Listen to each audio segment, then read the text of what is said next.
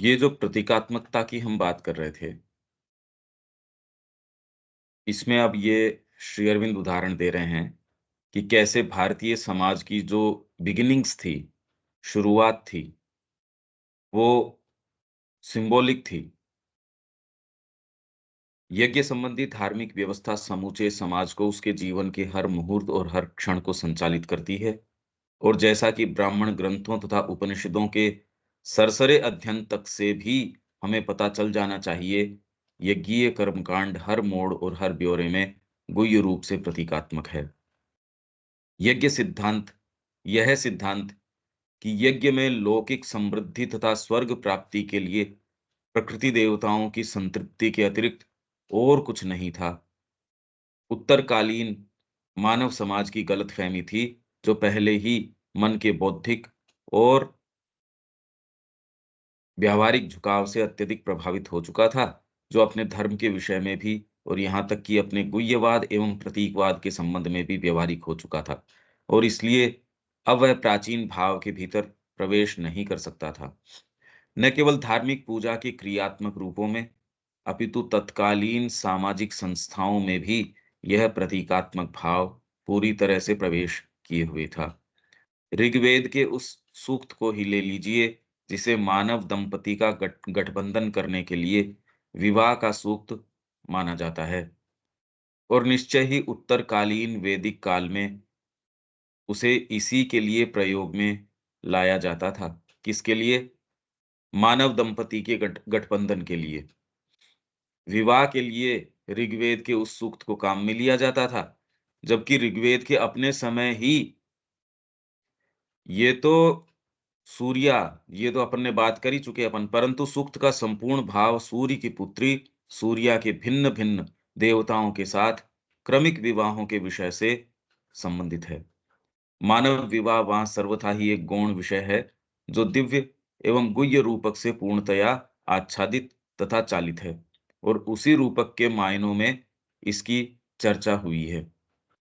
परंतु यह भी ध्यान रखने की बात है कि यहाँ दिव्य विवाह मानव गठबंधन को अलंकृत करने तथा सुंदरता प्रदान करने के लिए कोई ऐसा आलंकारिक रूपक अथवा कविता में सजावट नहीं है, जैसा कि उस काल के पश्चात रचे जाने वाले बाद के काव्य में इसका रूप होने वाला था। तो ये जो सूक्त है वेदों के अंदर, ये क्या है? दिव्य विवाह। ये ये कोई मानव गठबंधन है, विवाह है, उसको अलंकृत करने, आभूषित करने, कि भई विवाह हो रहा है, इसको बड़ा सुंदर तरीके से, चाहे ग्रेसफुली करो, ये कोई मानव विवाह को अलंकृत करने के लिए नहीं था। अब ये तो मानसिकता एकदम चेंज हो गई। और ये भी नहीं कि उन्होंने कोई कल्पना करी और कल्पना के आधार पे इतने सीरियस थे वो कि एक विवाह जैसी चीज को कल्पना के आधार के ऊपर उसमें मंत्रोच्चार करना शुरू कर दिया। ये कहेंगे अभी। तो इसलिए गठबंधन को, मानव गठबंधन को अलंकृत करने तथा सुंदरता प्रदान करने के लिए कोई ऐसा आलंकारिक रूपक अथवा कविता में सजावट नहीं है, जैसा कि उस काल के पश्चात रचे जाने वाले बाद के काव्य में इसका रूप होने वाला था। अब ये ही बात यदि सावित्री के संबंध में हो, कि कोई वो कविता में सजावट नहीं है, कोई यूं ही रूपक नहीं है, आलंकारिक चीजें नहीं लिखी श्री अरविंद ने, वो हूबहू वर्णन है, ये तो फिर बात ही चेंज हो जाएगी। और हमको उसको अप्रोच कैसे करना चाहिए, जीवन के अंदर बातें क्या हैं, जिसको हम रूपक और सजावट समझ बैठते हैं जीवन की, काव्य को और को, वो तो हैं एक्चुअलिटीज, और दूसरी बातें हैं, वो यदि हैं तो सजावट हैं। इसके विपरीत मानव गठबंधन दिव्य विवाह का एक भिन्न कोटि का प्रतीक तथा रूपक है। यहाँ जो विवाह हो रहा है, मानव विवाह, वो तो दिव्य विवाह जो हो रहा है, सूर्य, उसका भिन्न-भिन्न देवताओं के साथ, ये एक उसका प्रतीक है। कितनी जबरदस्त बात है ये। ये ही अगर शिफ्ट आ जाए भौतिक चेतना के अंदर, पढ़ते समय तो फिर भी हमको लगता है, क्योंकि एक विचार की दुनिया के अंदर हैं। व्यवहार की दुनिया में जैसे ही आते हैं, वहां दूसरे तरीके से हम रिएक्ट करते हैं। ये यदि हम एक्चुअल बना पाए, अपने देखने, सोचने, समझने की इंद्रियों के ऊपर इस चीज को प्रेस अपॉन कर पाए, तो परिवर्तन आता है। व्यावहारिक जीवन और हमारा वैचारिक या जो आदर्शात्मक जीवन है, उसके बीच के अंदर एक खाई रह जाती है। आदर्श आदर्श के स्थान के ऊपर रह जाते हैं, व्यावहारिक जीवन का कोई उससे तालमेल रहता नहीं। इस विभेद से वस्तुओं के विषय में अधिक प्राचीन मनोवृत्ति तथा हमारी आधुनिक दृष्टि के बीच का संपूर्ण अंतर स्पष्ट हो जाता है। ये जो अंतर है कि वहां मानव विवाह तो उसका प्रतीक है, यहां हो गया उल्टा। अब तो समझ ही नहीं आ रहा। विवाह संबंधी इस प्रतीकवाद ने विवाह संबंधी भारतीय विचारों को सुदीर्घ काल तक प्रभावित किया और अब भी उसका एक परिपाटी के रूप में स्मरण किया जाता है। परिपाटी के रूप में मंत्रोच्चार होते ही हैं हर शादी के अंदर। यद्यपि न तो अब कोई उसका अर्थ समझता है और न उसका कुछ प्रभाव ही शेष है। अब तो केवल आपको अपनी इंद्रियों की तुष्टि चाहिए, उसके लिए व्यक्ति को जो कहना है सो। जोरदार बात है, न धर्म गुरुओं को सेंस है इस चीज का। तो अपनी क्लाइंटेल बढ़ाने के लिए सारों को कह रहे हैं, नहीं तुम उचित ही कर रहे हो, बस थोड़ा-सा इसमें ये कर लो, थोड़ा-सा इसमें ये कर लो। अगर उनको स्पष्ट तरीके से, शार्प तरीके से कहो ये बातें, तो उनके लिए तो ऐसा सूर्य है कि आँखें चकाचौंध हो जाएगी, बंद हो जाएँगी। तो उनकी दुकान चलेगी नहीं। तो इसलिए कि भई ये अपने पास आते रहें, इनको अपन कुछ कहते रहें, तो ये उल्टी-सीधी बातें या तो स्पष्ट है, वेद में या हमारे संस्कृति में ऐसी ऐसी कोई बात नहीं है। बिल्कुल स्पष्ट है, यहाँ तो मानव है, वो एक कोई दिव्य क्रिया है, उसका प्रतीक है। दिव्य क्रिया मानव की क्रियाओं की प्रतीक नहीं है। इसलिए कृष्ण प्रेम कहते थे कि आत्मा का आकर्षण भगवान के लिए, इसका प्रतीक राधा का कृष्ण के लिए आकर्षण या प्रेम नहीं है। उल्टी बात है।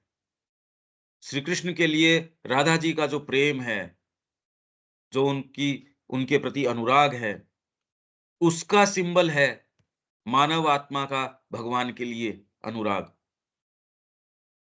अब ये तो सोच समझ से परे की बात हो गई। ये मानसिकता, ये कुछ आप समझ पा रहे हैं रविकांत जी, ये कैसे ये बिल्कुल अलग मानसिकता की बात है ये। यहाँ हाँ, सिंबॉलिक ये एज बहुत की ही हैं। अलग अलग मानसिकता की बात है एकदम बिल्कुल। अब इस मानसिकता से आज की मानसिकता को अगर करें, तो आज की मानसिकता से उसको पढ़ने का प्रयास करें, वेदों के अंदर प्रवेश करें इस मानसिकता से, ये तो असंभव है। क्योंकि हम आज के वैल्यू सिस्टम को उसके ऊपर लागू करने की कोशिश करते हैं और उससे आकलन करने का, ये तो बात उल्टी चल रही है। उल्टी भी नहीं है, इस धरातल पे ही नहीं है ये। ये चीजें सामने आनी चाहिए, ये चर्चा का विषय होना चाहिए। और श्री अरविंद ने कहा मैंने इतना पर्याप्त रूप से स्थापित कर दिया है अपनी हाइपोथेसिस, श्री अरबिंदो का वेद को देखने का तरीका। पर अब वो कह रहे हैं अब कोई आए आगे, जो जितना मैंने काम किया है उसको आगे लेके चले, यही भाषा विज्ञान के ऊपर। अरे भाई पूरा एक वॉल्यूम उन्होंने, जो फिलोलॉजिकल स्टडीज, भाषा विज्ञान 14वां वॉल्यूम, ये इसी के ऊपर डेडिकेट कर दिया। सोचिए तो सही वो कितने गंभीर हैं किन चीजों के प्रति। ये चीजें सामने आनी चाहिए। प्रसंगवश हम इस बात की ओर भी गौर कर सकते हैं कि पुरुष तथा स्त्री के आपसी संबंध के विषय में भारतीय आदर्श सदा ही पुरुष तथा प्रकृति, वेदोक्त नृ और ज्ञा, विश्व में व्याप्त पुल्लिंगी तथा स्त्रीलिंगी भागवत तत्व के संबंध के प्रतीक द्वारा अधिशासित रहा है। मतलब यहां वो स्त्री और पुरुष का लिंग भेद नहीं कर रहा, वो तो ये देख रहा है कि एक ऐसा तत्व पुरुष और प्रकृति, एक ऐसा तत्व जो पुरुष तत्व डिविनिटी, और उसका एक्टिव पार्ट जो स्त्री शक्ति है, वो उसका एक्टिव पार्ट एग्जीक्यूट्रिक्स, एग्जीक्यूटिव पार्ट है उसका। अब ये बीच के समय में कैसे आया, क्योंकि कि कैसे, किस ओर श्री शक्ति को बिठाना चाहिए। अब ये बाद के काल के अंदर हम देखते हैं कि जो जो देवी है, जैसे माँ श्री अरबिंदो जिस तरीके से स्थापित हैं, हम फ़ोटो कैसे रखते हैं, और मंदिरों में हम देखते हैं उससे उल्टी। तो आपने जो पूछा भी था कि भई इसका कोई फ़र्क पड़ता है, तो श्री अरविंद का इसमें उत्तर था। ये रविकांत जी ने पूछा था, मैंने आपको कोटेशन भी भेजा था ये। ये आपने पूछा था ना रविकांत जी?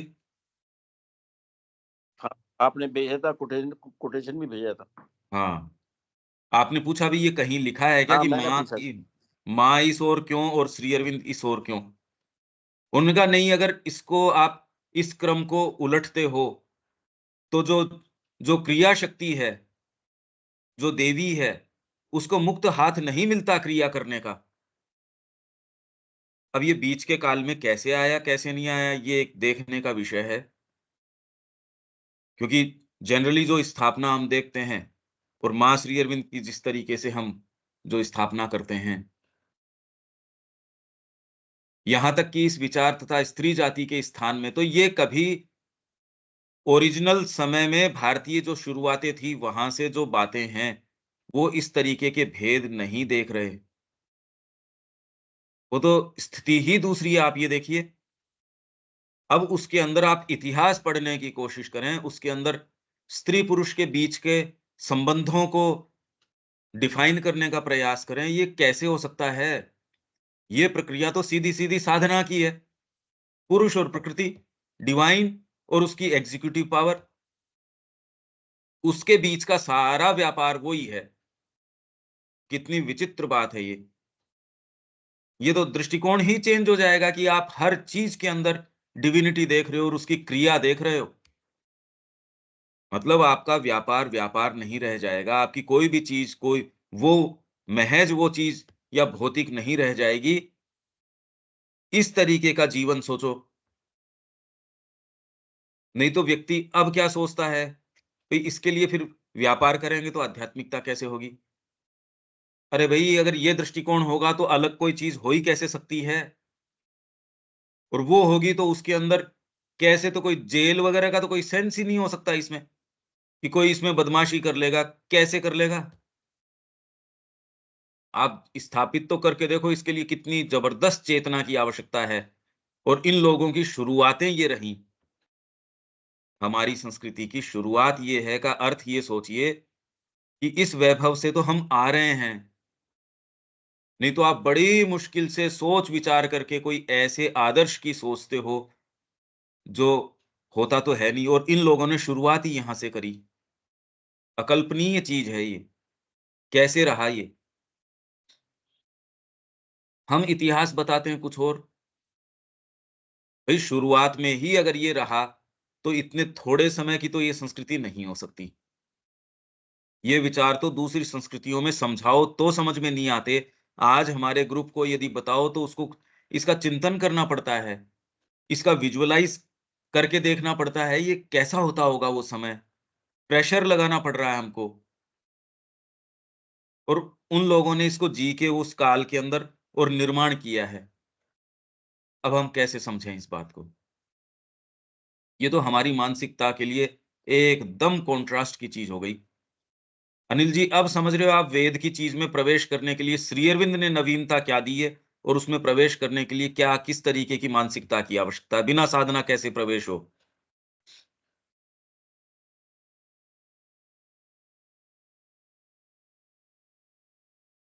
अनिल जी,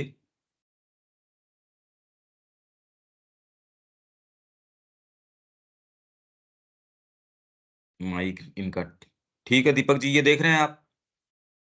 ये मानसिकता का जो एक कॉन्ट्रास्ट है। जी,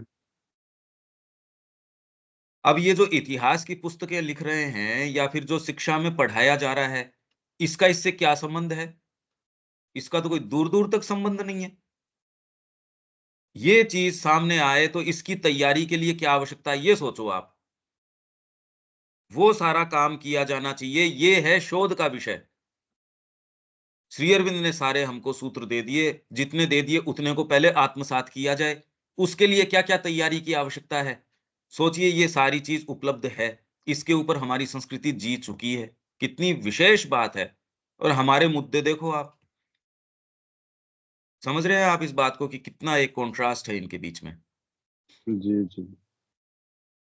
अन्य एकदम ही अभी वर्तमान में सिलेबस में तो ख़ैर इसकी तो बात ही ख़त्म है कि वेद क्या होता है।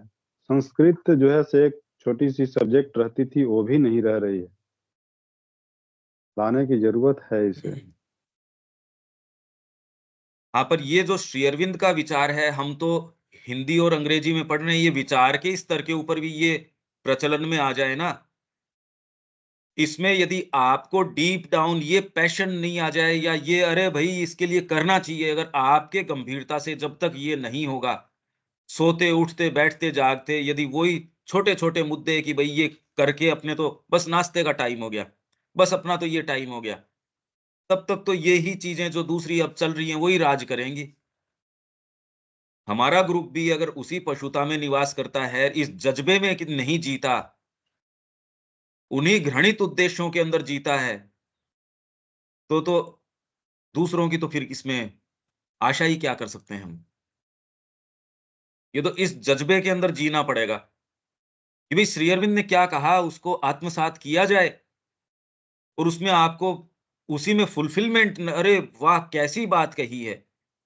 अगर इस आश्चर्य के भाव में इस कृतकृत्य हो गए इसके अंदर कि ये तो ज़बरदस्त बात आ गई भई, इसमें तो कैसा डीप ग्रैटिट्यूड श्री अरबिंदो के प्रति ये बात और कहीं कोई कह ही नहीं रहा कि भई ये बात भी है।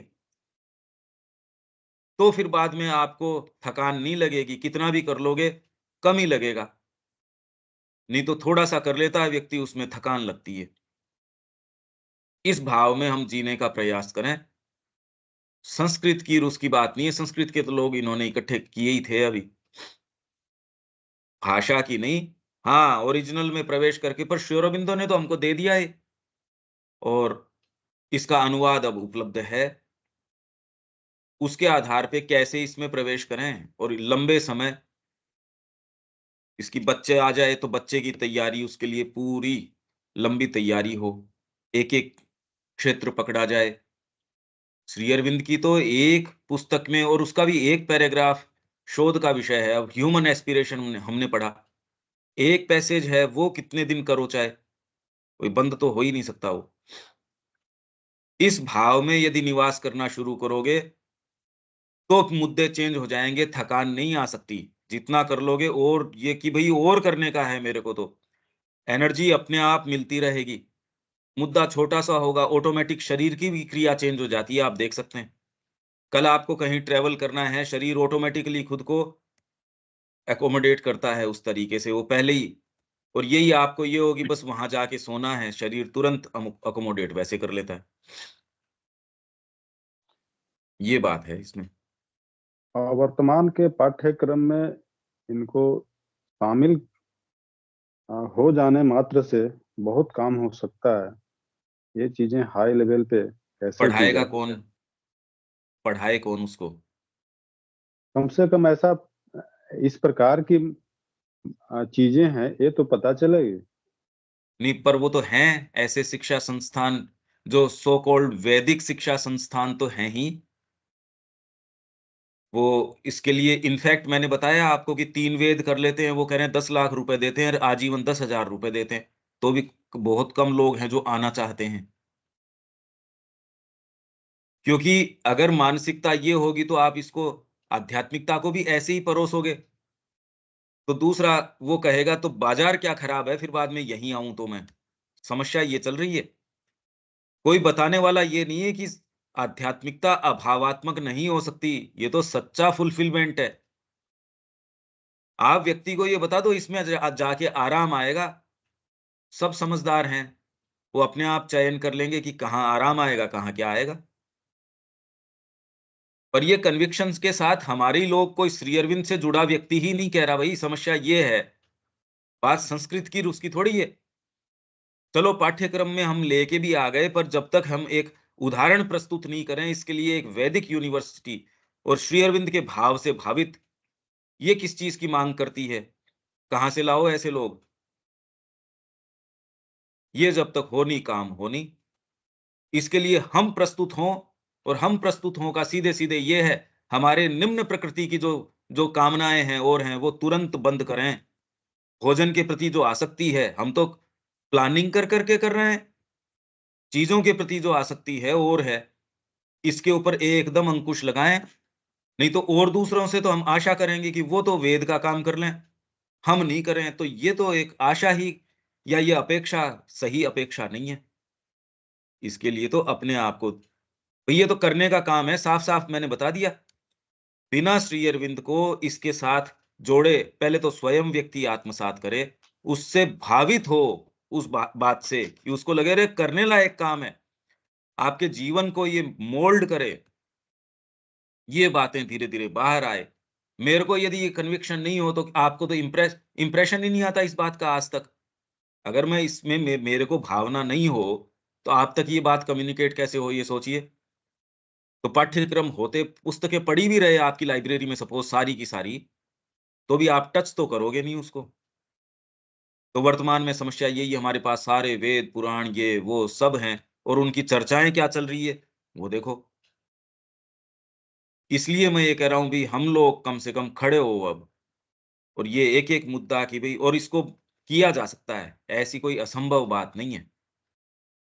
यदि इसके विषय में आप भावित हों, आपके अंदर भावना आ जाए, कौन-सी चीज़ रोक लेगी? जब आप में भावना आ जाएगी तो हमारी सारे हम जैसे ही तो हैं, हम कोई विशेष थोड़ी हैं भई। उनमें सब में भी हार्ट है, उनमें सब में भी यही चीज़ है। कम्युनिकेट करने की बात है, ये समस्या दूसरों की नहीं है, ये तो समस्या श्री अरविंद के अनुयायियों की है, कि दूसरे उनकी ओर देखते हैं तो वो ज़्यादा भ्रमित नज़र आते हैं। इसलिए नियम तो आपका तपस्या का और का वो वैसा का वैसा बना हुआ है। पूर्ण आध्यात्मिकता का कोई प्रारूप ही नहीं दे रहा। तो ये तो जो सो कॉल्ड जिन्होंने कहा कह रखा है, मेरे जैसों के लिए तो ज़्यादा हो जाती है ये। ये एक विचार गलत नहीं आने पाए और नहीं आने पाए। और भी कोई अगर महसूस करता है इस लाइन का, तो वो अपने आप को करे इसमें, नहीं करता तो नहीं करे भई। ज़बरदस्ती तो हो नहीं सकती इसमें। पर कृतार्थ हो जाता है व्यक्ति यदि ये ऐसे छोटे-छोटे चीज़ों में क्यों अपने आप को बेचते हो? ये यदि जज़्बा हमारे अंदर आ जाए, हो जाएगा काम। ये आना चाहिए। इसको कल्टीवेट करना चाहिए। ये कोई कह नहीं रहा, समस्या ये है श्री अरविंद के अनुयायियों में नहीं कह रहे ये इस तरीके की बातें। जो इतने जज़्बे के साथ ये कह रहे हैं, आत्मसात करो और एक डेमोंस्ट्रेशन श्री अरबिंदो की शिक्षा का सामने लेके आओ, क्योंकि लोअर बीइंग खींच रहा है। पूर्ण योग के नाम पे काम दूसरे ही हैं, वो पूर्णता दूसरी है, क्योंकि मानसिकता चेंज नहीं हुई। उस बैकग्राउंड से आए नहीं। ये मोटी समस्या है दीपक जी। जी।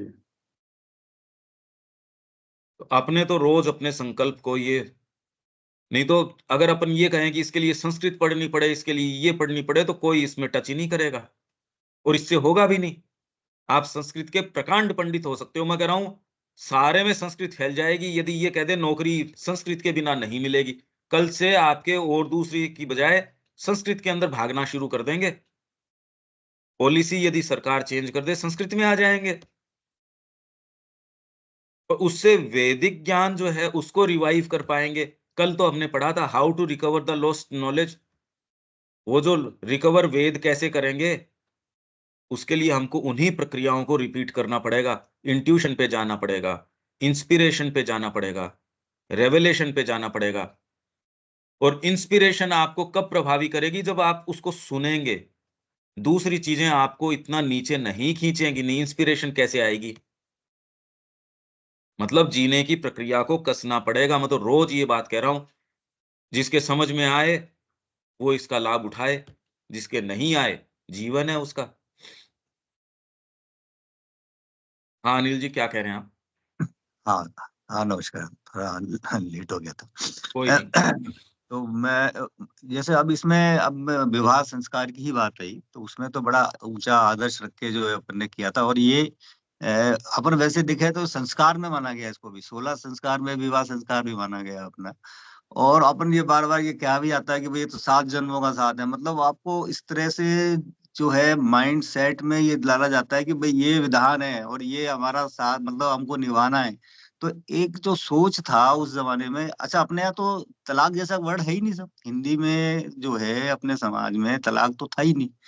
तो ये जो मतलब आपका सोच ही ये थी कि भाई, अच्छा फिर आप कहते हैं कि पति परमेश्वर, मतलब उसको इतने ऊंचे आदर्श के साथ में रखा गया था, तो मतलब उसके पीछे जैसा इसमें आ रहा है कि मतलब वो वहां से जो लिया गया है, कुछ कुछ उससे इंस्पायर होके चाहे चीजें डाली गई थी शायद।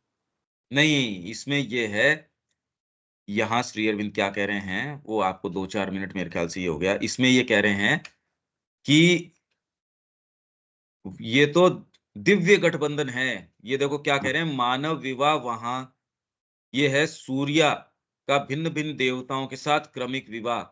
मानव बिल्कुल। विवाह वहाँ सर्वथा ही गौण विषय है। हम्म। अब ये शुरुआतें यदि वेद के समय हुई, तो कितनी उन्नत मानसिकता थी उनकी, ये सोचो हाँ, आप। वो वही मैं कह रहा हूँ, बिल्कुल। अगर उनको, और ये तो है नहीं कि खाली वो कोई लिप सर्विस कर रहे थे, कहने के लिए कह रहे थे। ये विचार आज हमारे लिए अप्रिशिएट या एम्ब्रेस करना भी हमारे लिए इतना कितना प्रेशर लगता है, उस कालखंड में अपने आप को सोचना कि भी कैसा रहता होगा, उसमें कैसे डिटेल्स रहती होंगी, जीवन कैसे रहता होगा, ये सोचना भी हमारे लिए एक चिंतन का सा विषय बन गया। और उनके लिए यहाँ ये वाली चीज बिल्कुल विपरीत है। इसीलिए मैं ये कह रहा हूं कि ये, जैसे कृष्ण प्रेम ने कहा कि राधा का कृष्ण के लिए प्रेम उसका रूपक है, अंतरात्मा का भगवान के लिए आकर्षण। अब कोई भी साधक है, वो भी इस बात को जल्दी से नहीं समझ सकता। आकर्षण है उसका भगवान के लिए, और अब केवल परिपाटी के रूप में स्मरण किया जाता है, मंत्रोच्चार वगैरह कर लेते हो। मतलब यहां मानव इंडिपेंडेंट नहीं है, ये समझो आप। अनिल जी, पंकज, दीपक जी, ये अलग नहीं है, मतलब ये डिविनिटी के रूप हैं, इनकी सारी क्रियाएं, बोलना, ये वो सब प्रतीकात्मक है। ये व्यक्ति है ही नहीं। ये जो कर रहे हैं, बात कर रहे हैं, ये कोई डीपर चीज है, उसका सिंबल है। हर व्यक्ति अपनी अंतरात्मा का सिंबल है। उसका शरीर, उसका उठना बैठना, ये वो, बस ये है क्योंकि हम एक तारतम्य में नहीं है, इसलिए सिंबल अच्छा नहीं है। इसको एक साथ कर लेते हैं। जैसे माँ का हर एक्ट सिंबॉलिक। श्री अरविंद ने उनको देख के कहते आपका तो हर एक्ट तंत्र है। कैसे? इतनी विशेष बात है, आप ये समझिए। ये मानसिकता आने के लिए क्या तैयारी। श्री अरविंद ने ये सारी बातें कही तो हमारे ही जो लोग हैं भाई, इसको और कौन सामने लेके आए श्री अरविंद की बात को। हाँ, ये वो तो यदि अब वे हैं, जिम्मेदारी तो फिर उन्हीं की है जो है हाँ, जो साथ जो जो में। कहते हैं हम अनुयायी हैं श्री अरविंद के, उनका ये काम हो गया कि पहले आत्मसात करें श्री अरविंदो ने क्या कहा है। अगर ऐसी बातें हैं जो वर्तमान मानसिकता के एकदम विपरीत, क्या अलग ही धरातल के ऊपर खड़ी है, हमारी ये है। और इसके लिए किस चीज की आवश्यकता है जीवन में, क्या क्या करने की, मैं तो रोज कह रहा हूं। मैं तो इतना ज्यादा कह रहा हूं कि ये सामने वाले को ऑफेंसिव भी लगती है कई बार, जबकि मैं तो सबसे अच्छी बात कह रहा हूं आत्मा की, सबसे सुखद बात कह रहा हूं, नहीं तो जीवन चला जाएगा। ये तो हमारे लिए दायित्व बनता है कि हम इस चीज को, इन बातों को कभी सुनी ही नहीं है कि ऐसा सोचा भी जा सकता है क्या। और हमारे पूर्वज उस सारी चीज को जी के उसी पे निर्माण किया। हमारी साहित्य, कला, संगीत, ये वो सब टोटल अर्थनीति, इसीलिए वो आज भी उतने के उतने ही एकदम इफेक्टिव हैं। किसी भी सूत्र को आज भी प्रयुक्त कर सकते हो, और आज वाले हैं वो तो 3 दिन ही नहीं काम देते। ये हमारी जिम्मेदारी है। ठीक है। हाँ, दीपक जी। यहाँ पर क्रमिक विवाह, क्रमिक वर्ड क्यों लगाए हैं? क्या कोई अलग-अलग क्रम है आवाज क्या? चली गई आपकी। हैं? आवाज आ रही है?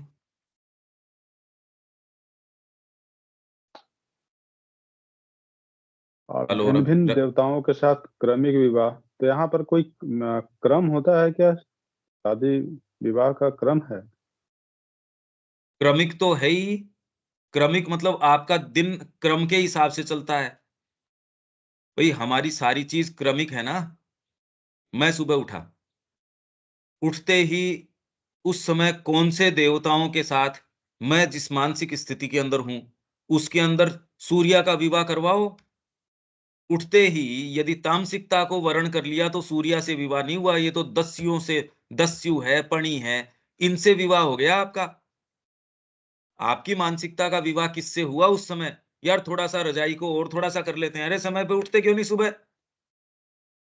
तो उस समय विवाह जो है उसका सत्य का क्रमिक है, क्योंकि दिन आपका क्रम से चल रहा है, सीजन्स चल रहे हैं, सारी चीजें अनुक्रम से चल रही हैं सारी की सारी।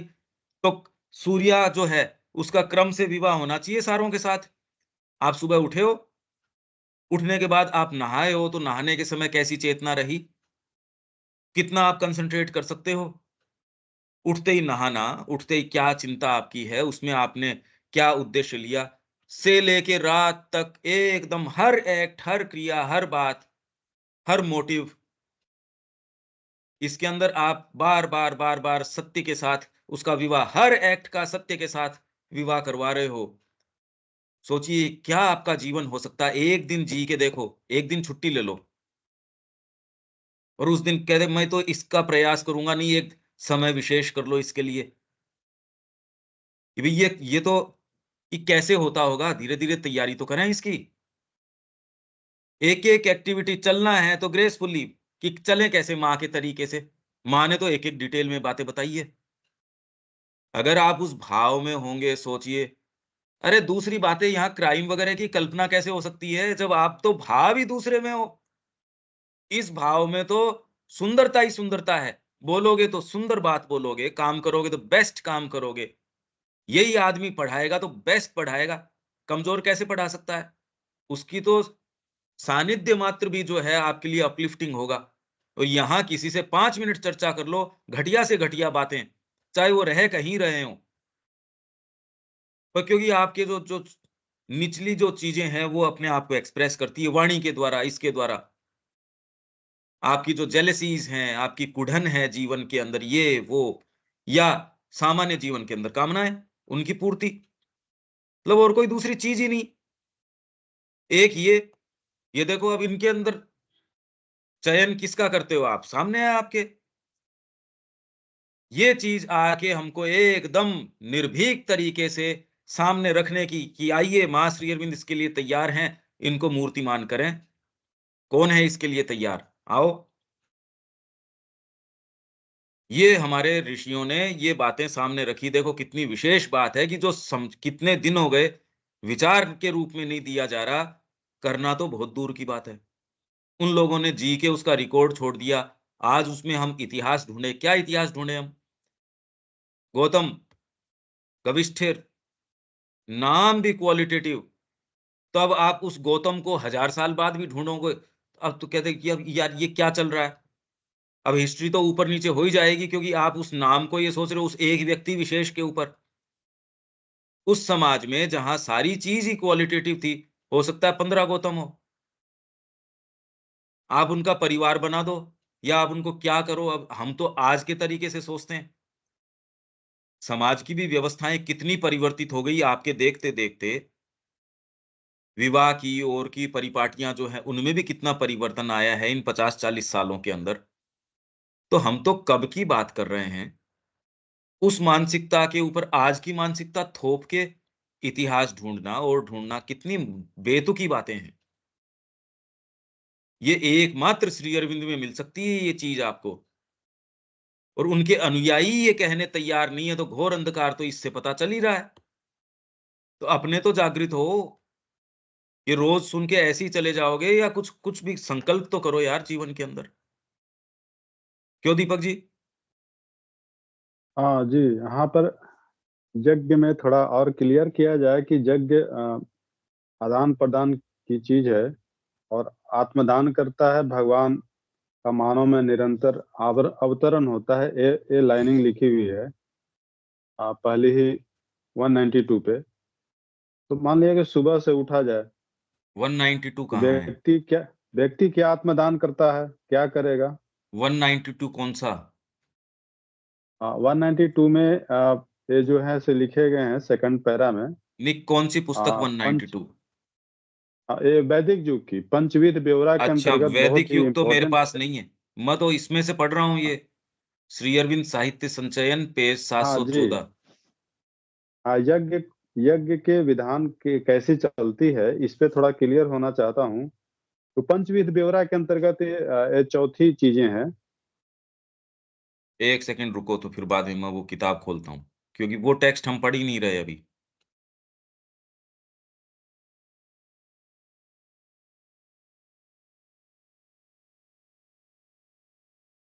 हिंदी की किताब कह रहे हैं आप? जी जी, हिंदी की है। वैदिक युग हिंदी की है।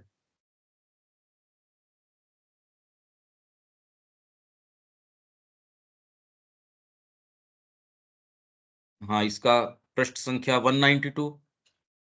192 पे वो क्रमांक पे जो चौथा है, वैदिक यज्ञ एक आंतरिक यज्ञ का प्रतीक है। हाँ, प्रतीक है।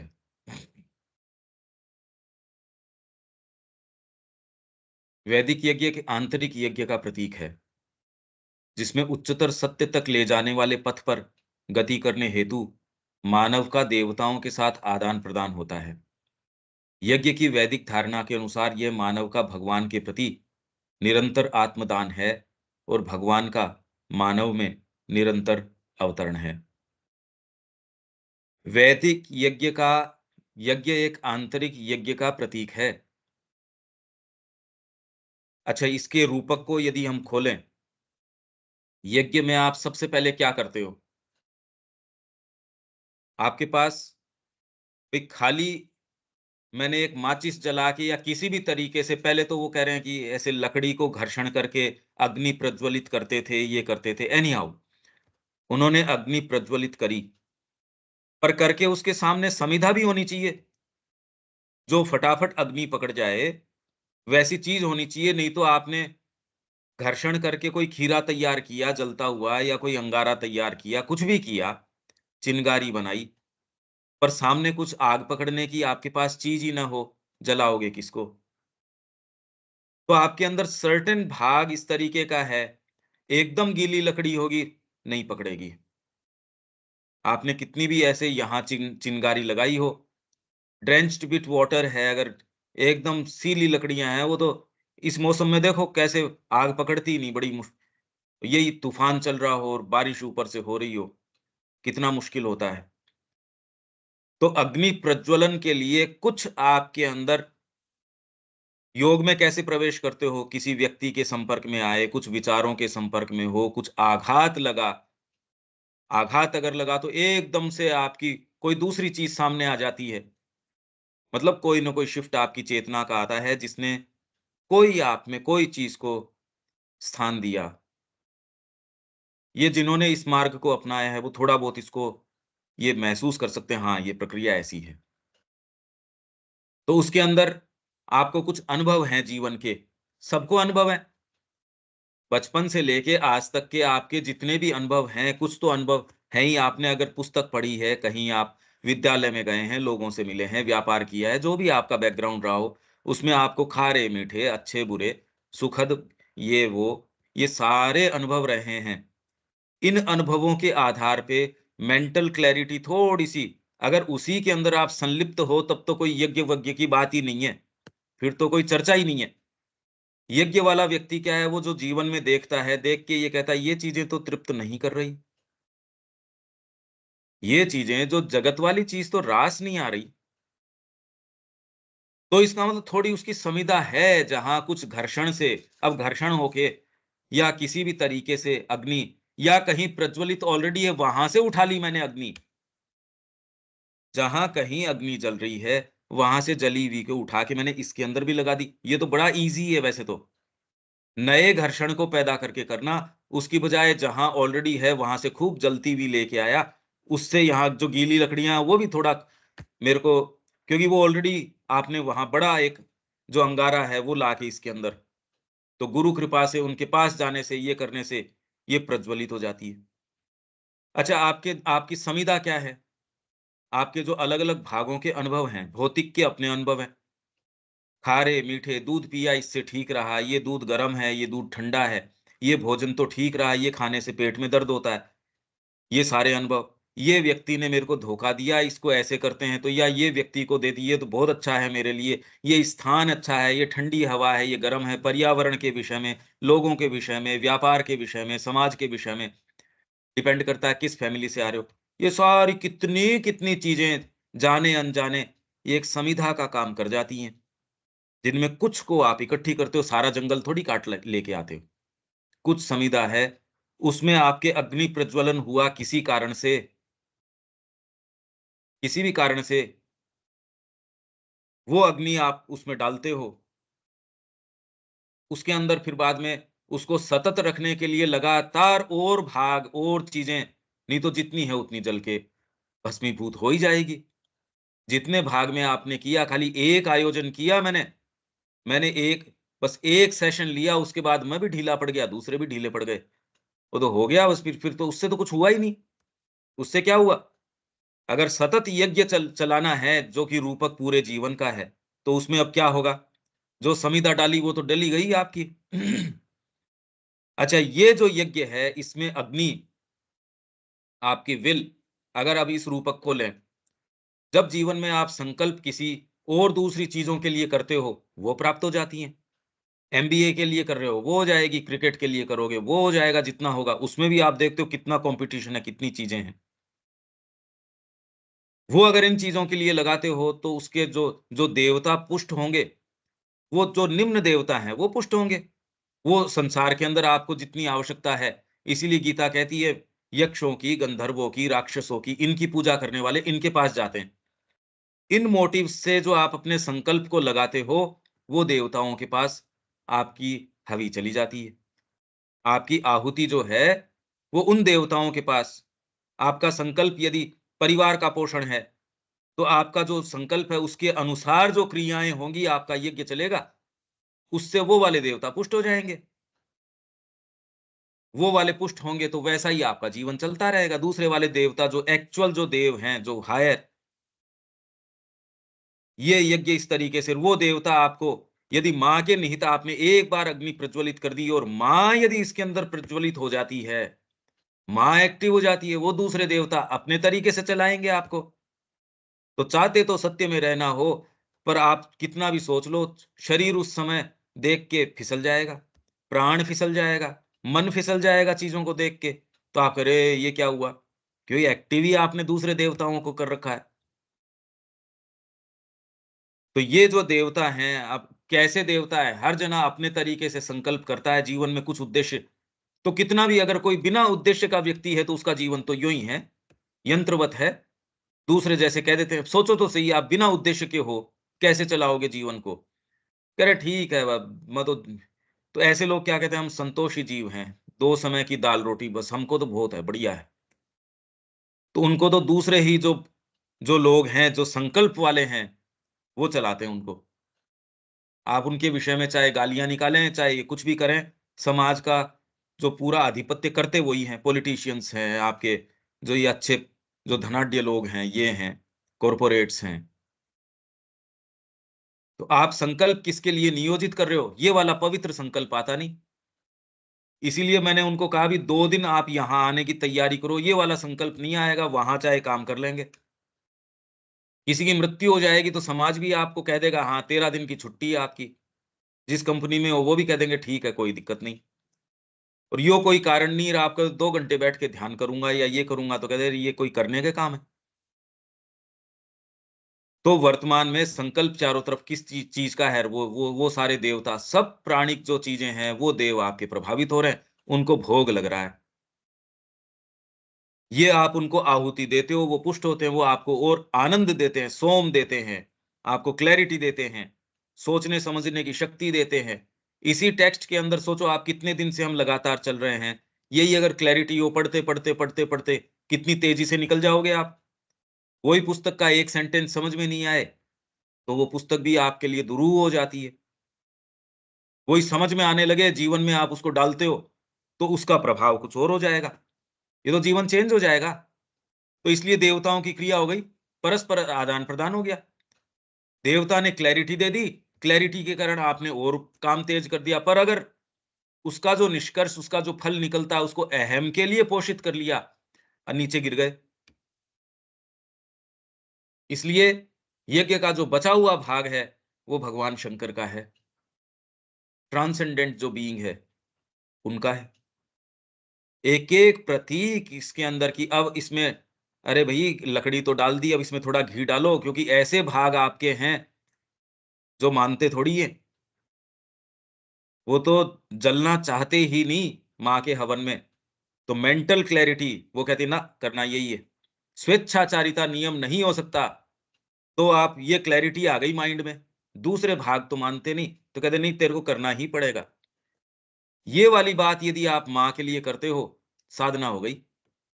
दूसरा व्यक्ति यही इंटेंसिटी परिवार के लिए रखता है, साधना नहीं होगी, वो वाले उद्देश्य तो पूर्ति हो जाएंगे। तो सीधे सीधे ही बात है, प्राणायाम आप किस संकल्प से कर रहे हो वो वाला रोग ठीक हो जाएगा, जबकि क्रिया वही है, अनुलोम विलोम वही कर रहे हो सपोज आप, पर आप टारगेट क्या लेके कर रहे हो। तो इसलिए सचेतन रूप से शरीर की कोई क्रिया करते हो तो एक्सरसाइज हो जाती है, और अगर मैकेनिकली करते रहते हो तो कुछ नहीं होता। यहाँ सारी चीज सचेतन अचेतन, मतलब आप सचेत तरीके से संकल्प के साथ कोई चीज करते हो, वो आपको आगे ले जाएगी।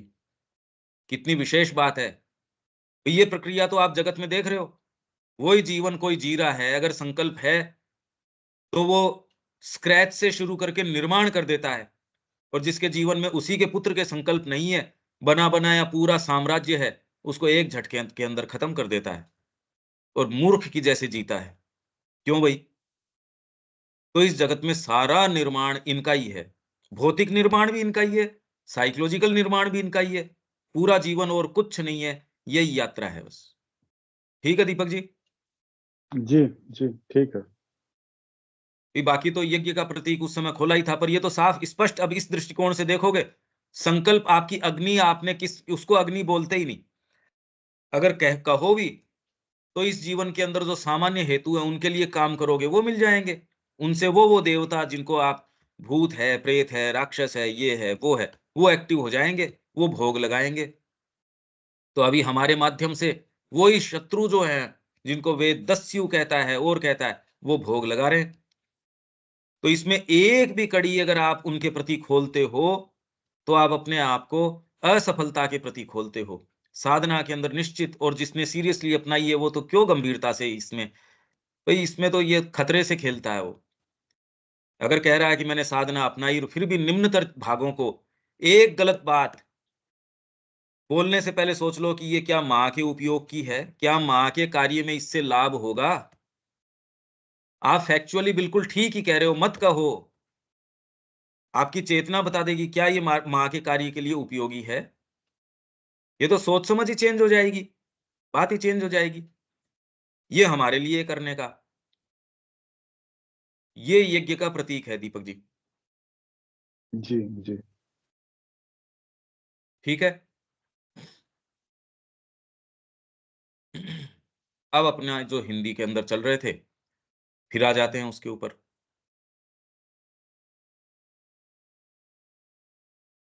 तो ये है विश्व में व्याप्त पुल्लिंगी तथा स्त्रीलिंगी भागवत तत्व के संबंध के प्रतीक द्वारा अधिशासित रहा है। यहां तक कि इस विचार तथा स्त्री जाति के स्थान में किसी हद तक क्रियात्मक संबंध भी है।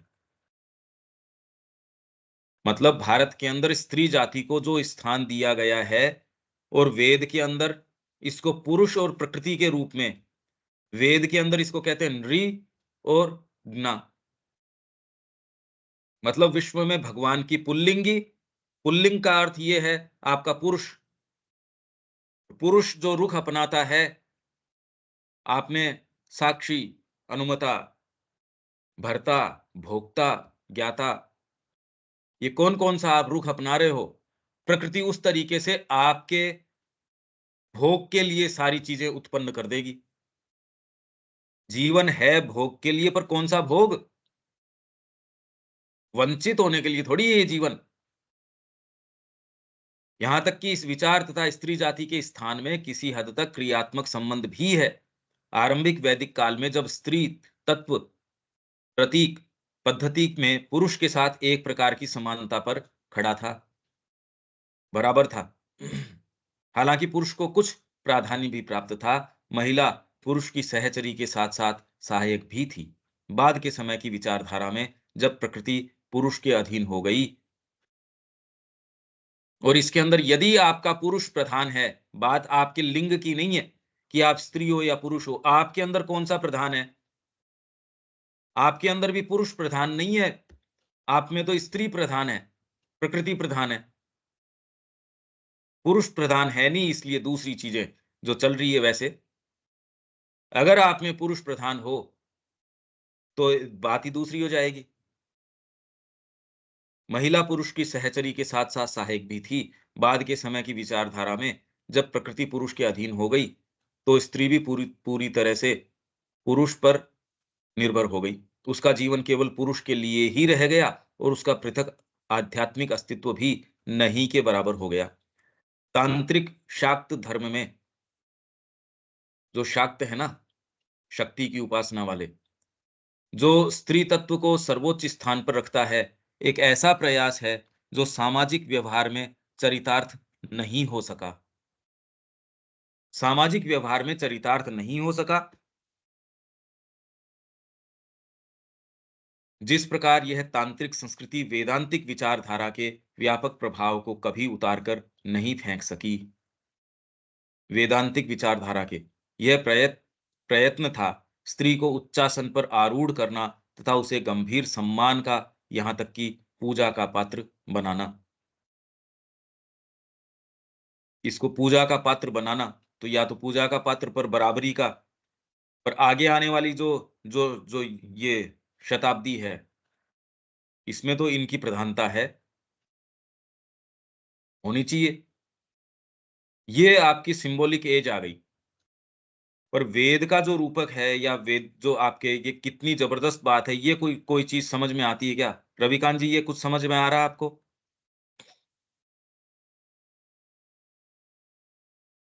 जी स्पष्ट है। ये मानसिकता पलट गई। हमको वर्तमान में क्या करने की आवश्यकता है, मैं उसके ऊपर बल दे रहा हूं। ये हमारा दायित्व है, जो ये कह रहे हैं हम श्री अरविंद के अनुयायी हैं, हमको इन बातों का ही सेंस नहीं है। पहले तो इनका आभास हो और हम उन्मुक्त तरीके से पूरे जोश के साथ, पहले तो खुद को कन्विक्शन हो कि ये करने लायक काम है, उस जोश के साथ फिर इसको सामने लेके आए। उसके लिए आपको जीवन के ये मुद्दे क्या करने की आवश्यकता है, आप देख लो।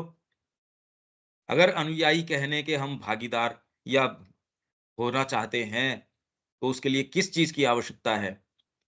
हम तो दूसरों की एस्पिरेशन के ऊपर सेंस ऑफ प्रैक्टिकलिटी के नाम से ठंडा पानी डालते हैं, मैंने ये देखा। अरे इतना पागल होने की आवश्यकता नहीं है, कुछ थोड़ा बचा के रखो, तुम्हारे गीले दिनों के अंदर काम में आएगा। कहेंगे नहीं तो खुद बचा के रखेंगे।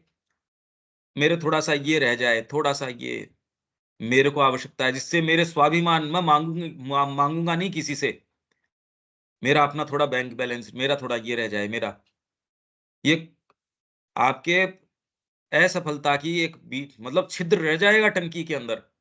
वो छोटा है या बड़ा, पानी तो रिक्त हो ही जाएगा उसमें से। इसलिए मैं रोज कहता हूं कसना पड़ेगा, इस स्तर तक कसना पड़ेगा कि और कोई दूसरी चीज का आप पे क्लेम न रह जाए। तब ये चीजें सामने आ जाएंगी। बहुत पावरफुल चीजें हैं, क्यों मिलनी चाहिए हमको? भाई अगर हम करना ही कुछ नहीं चाहें तो क्यों मिलनी चाहिए? इसलिए करने का काम बड़ा स्पष्ट है। तैयारी के लिए समय समय पे यहां आ जाओ, तैयारी करनी पड़ेगी। यही तैयारी हो सकती है, मैं ये नहीं कह रहा, पर आपकी प्रकृति ये जान जाएगी कि आप सीरियस हो तैयारी करने के लिए, इसलिए ये करना पड़ेगा। नहीं तो इसका मतलब आप मूव करना ही नहीं चाहते आपके कंफर्ट जोन से। इसकी आवश्यकता तो अब महसूस होने लगी है क्या आपको पहली बार कि हाँ, ये चीजें सामने आने की जरूरत है और इसके लिए क्या करने की आवश्यकता है? बिल्कुल सीधी-सीधी बातें हैं, इस तरीके से कोई जोड़ ही नहीं रहा। मैंने तो नहीं सुनी कि ये आओ, बातें सुंदर-सुंदर आदर्शात्मक बातें करते हैं, प्रैक्टिकल बातें नहीं करते कि ये करना पड़ेगा भई। श्री अरविंद की ये बात है, ये इस तरीके से वेद को ऐसे लाने के लिए ये करना पड़ेगा, उद्घोष करना पड़ेगा, सामने लाना पड़ेगा, लिविंग डिमोन्स्ट्रेशंस बनना पड़ेगा। आदर्श की बातें नहीं चलेगी, हमको करना चाहिए, चाहिए की बात नहीं है, जीवन झोंकना पड़ेगा। ठीक है दीपक जी? जी। इससे आगे तो अब कल जो ये अपनी ये आ जाएगी टाइपल और कन्वेंशनल स्टेज, ये आप पढ़ लेना, इसको पढ़ो। फिर अपन इसके ऊपर ये एज कौन सी होती है, इससे भारत ने शुरू किया, सिंबॉलिक एज से, और बाद में आ जाती हैं टाइपल, टाइप बन जाती है उसकी। जैसे इस टाइप की चीज, जैसे आप कहते हो ना टाइप, मेरे को ऐसी टाइप, ऐसा प्रारूप, ऐसी चीज, वैसा बन जाता है। गुरुजी उस समय थे, उन्होंने आश्रम में कई चीजें की, बाद के अंदर वो एक टाइप बन गई। ये सारे जितने अलग अलग पंथ हैं, कोई दाढ़ी रखता है, कोई लाल कपड़े पहनता है, कोई वैसे ही, कोई सिर के ऊपर क्या, सब अलग अलग अलग अलग, वो देख के पहचान से, ये टटिया समुदाय है तो साहब ये टाट के ही पहनते हैं, वो अलग ही दिख जाएंगे। टाइप बन गई ये, गुरुजी ने किसी कारण से पहनी थी, गुरुजी ने ये थोड़ी कहा था कि हमारा ये ड्रेस कोड है, बन गई बस ये। मनुष्य की प्रकृति है ये, और ये क्यों है, यदि आप साइकोलॉजिकली इस पे चिंतन नहीं करोगे तो इसको चूक जाओगे। तो वर्तमान में तो क्योंकि ये चल रहा है, इसका जितना लाभ उठा सकते हो उतना लाभ उठाओ, और उसके लिए और तैयारी करो। ठीक है अनिल जी, यहाँ और कोई बात है?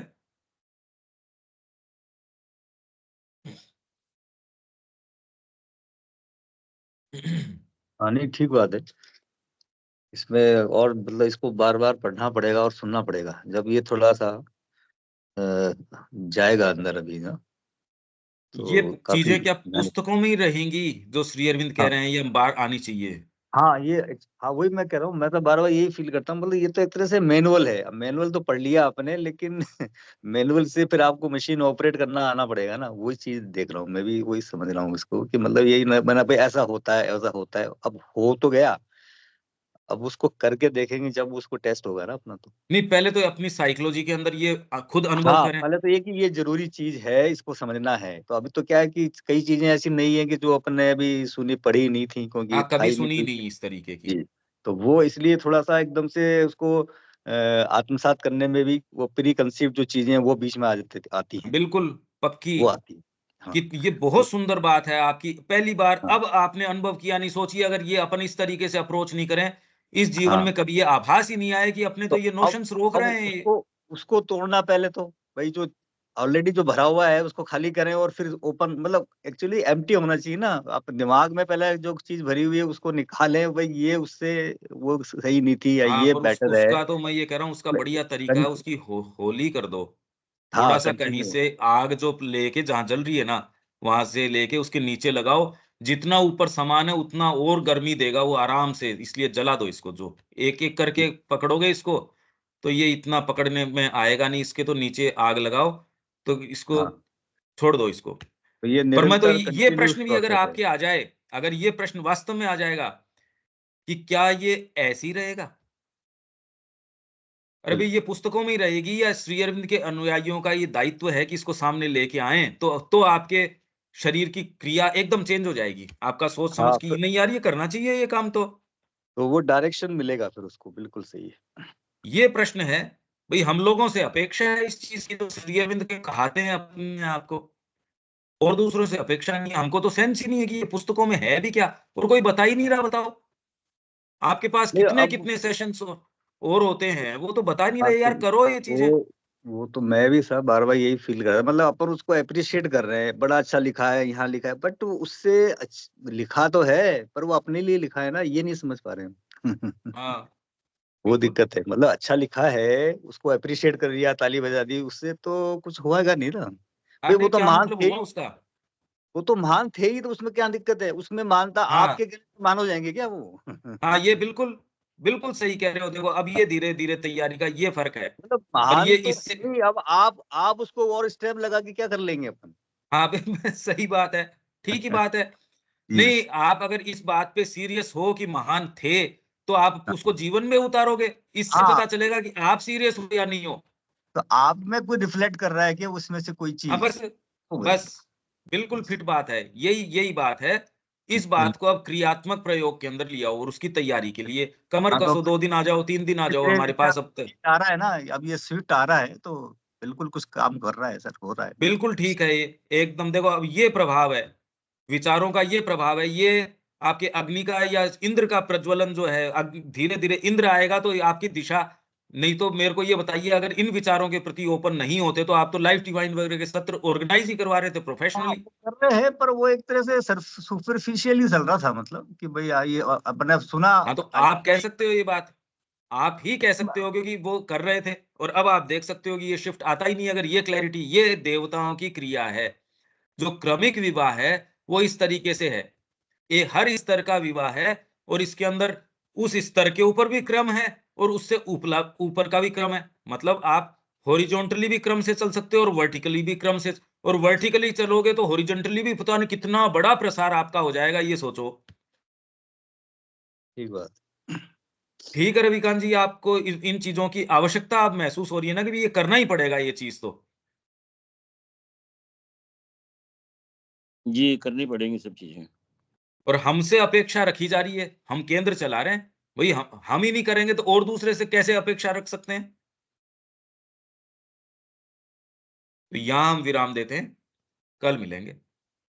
जय श्री माँ।